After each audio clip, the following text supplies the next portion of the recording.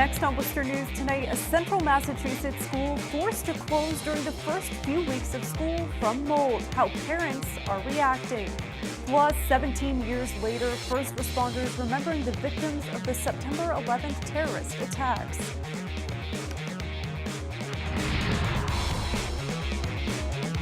Good evening and thanks for joining us. I'm Brittany Schaefer. There is still no school for students at Quaboag Regional Middle High School. All of it due to mold, which was first discovered earlier this summer. Since then, crews have been trying to get rid of it. Tonight, the district held a meeting to address concerned parents. Our Rosalind Flaherty was in Warren tonight. She has the details. Rosalind? Brittany, school was supposed to start September 4th. Now it's 6 school days later and parents are concerned. Parents and students from Quaboag Regional Middle High School are looking for answers. Their school year delayed by more than a week because mold was found in the building. How far back this is going to put our students. When you're not able to go back and kind of prepare for school, especially when we have exams. Superintendent Brett Castigian says the latest test results will not allow students to return. Castigian says the mold was reported in late August and is widespread. It's going to take more time than we initially expected, and we're working through that to get this building open as soon as possible. The school is still working with inspectors to determine a cause, but Castigian and State Rep Todd Smola say the recent humidity didn't help. I think it's more common in a year like this with the humidity and the temperature changes that we've had over the summertime. In the meantime, they're exploring other options, including temporarily opening the vacant Converse Middle School in Palmer.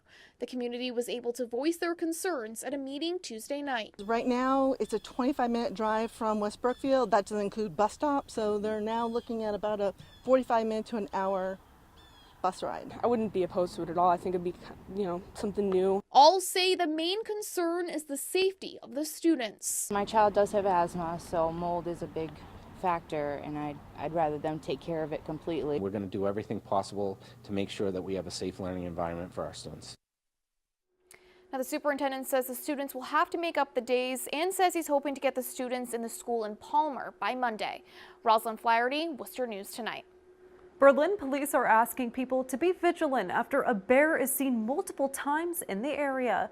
The department posted this video of an average-sized black bear in a resident's backyard. Police say the animal was spotted on the Berlin and Marlborough town lines during the day Tuesday, and multiple people called in sightings on Monday. Chief Tom Galvin says bear sightings can happen in a wooded town like Berlin during this time of year. Obviously, this week we've seen some significant temperature drops, and they're going to hibernate soon.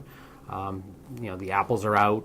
There's a lot of things that they're going to feed to start to gain some weight to prepare for the winter. As their habitat gets taken up, there are going to be more human encounters, and we just hope that they're not negative encounters, that people realize that this is their land and that we need to let them be and not chase after them and not harass them.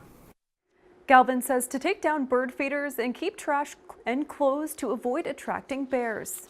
It's been 17 years since the terrorist attacks of September 11th. Thousands lost their lives in the deadliest terror attack in the history of the United States.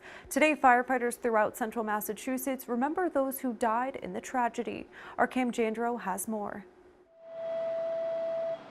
Worcester firefighters pay their respects to the first responders who lost their lives on September 11th, 2001. Headquarters, put!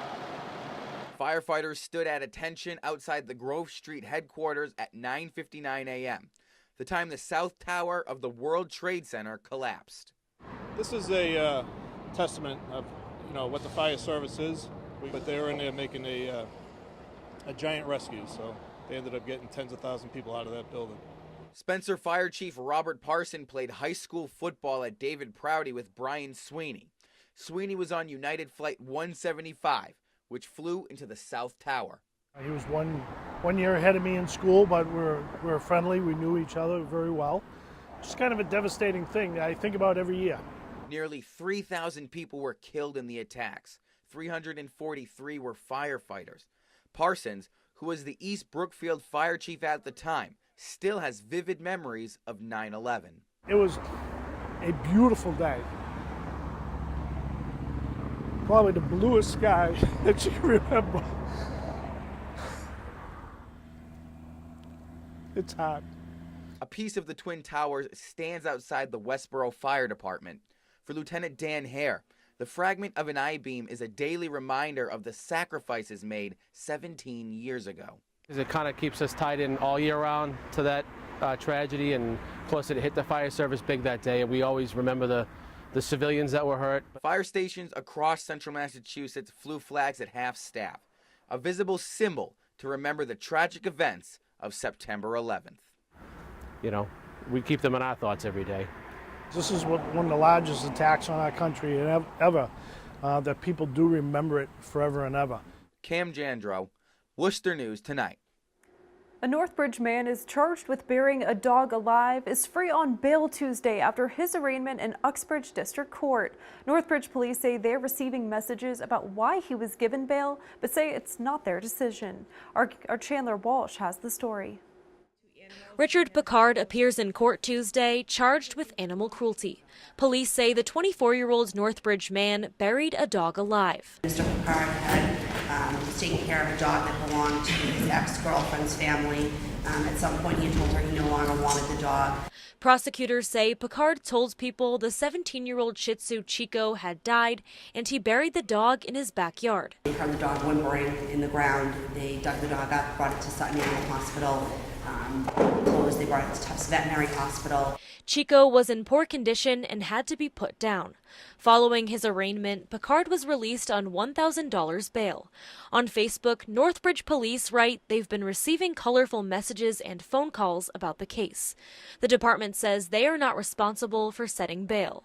On Monday, Police Chief Walter Warchel said he's never seen an animal cruelty case like this one. It's a felony, carries a 7-year state prison sentence if convicted. So it's a pretty serious crime.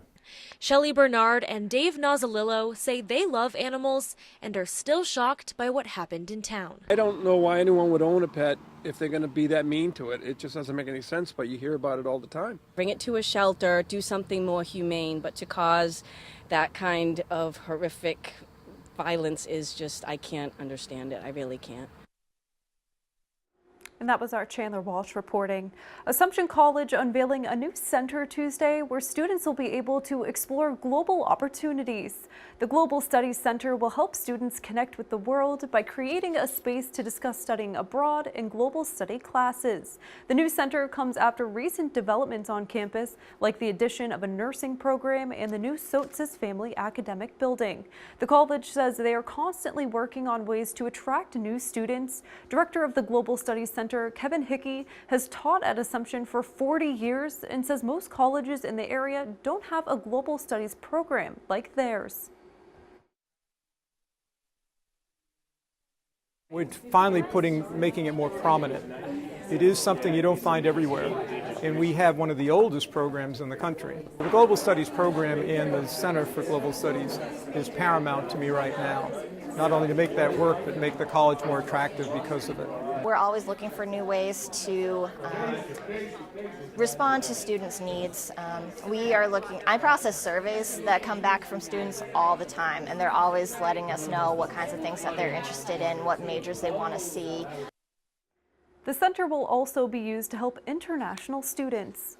Right now, federal and local officials are ramping up for preparations for Hurricane Florence. More than 1 million people are being forced to evacuate ahead of the massive storm. States of emergency have been declared in 4 states and Washington, D.C. Shelters are starting to open their doors today. FEMA says they have thousands of meals and gallons of water ready to go, along with other supplies at Fort Bragg and Fayetteville, North Carolina, helping to speed up the distribution of aid once the storms move through. FEMA officials are warning everyone to take Florence seriously. We will experience power outages. We will have infrastructure damage. There will be homes damaged. There will be debris on the roads. This will be a storm that creates and causes massive damage to our country. Navy also evacuated more than 30 ships based in Virginia, sending them out to sea away from the hurricane. In central Massachusetts, the Red Cross is deploying volunteers down south. 15 volunteers from the state have already left. 3 are from central Mass. 1 emergency vehicle is being brought down south. Another will be brought on Monday to help those impacted by the storm.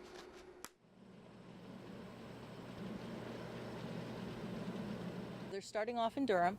Once the storm hits, they'll probably reposition them into whatever areas need them the most. So they'll have to see. And plus, we also have to look at safety issues. We don't want to put a volunteer at risk. So we want to make sure that wherever they go, they'll be safe as well. The Red Cross is reminding everyone September is also National Preparedness Month and a good time to have a family disaster plan and emergency kits on hand in case of severe weather.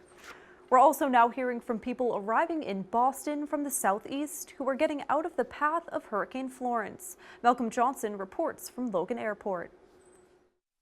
As Hurricane Florence barrels toward the Carolinas, people are packing up, some of them heading north to New England. We left everything, so we don't know what's going to happen. And they're getting in line to get out. It's scary. I'm not excited to see what happens. For many living along the coast, evacuations are underway. When we left, there were no evacuation orders, but now that we saw last night that there are evacuation orders. And in some cases, like for these UNC Wilmington students, evacuations aren't optional.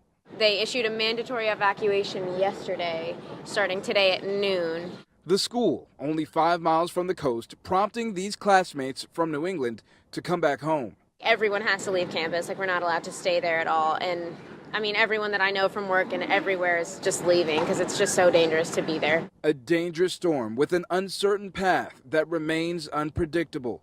Nevertheless, most are preparing their homes for the worst. Tie it down, button it down, lock it down, and hope it doesn't blow it away. And if it does, hope the insurance covers it, which it won't. That's life. And at this point, more than 1 million people have been ordered to evacuate, those being mandatory evacuations, as this is one of the strongest storms to approach the eastern seaboard in a matter of decades. We're reporting at Boston Logan International Airport. I'm Malcolm Johnson. What's the news tonight?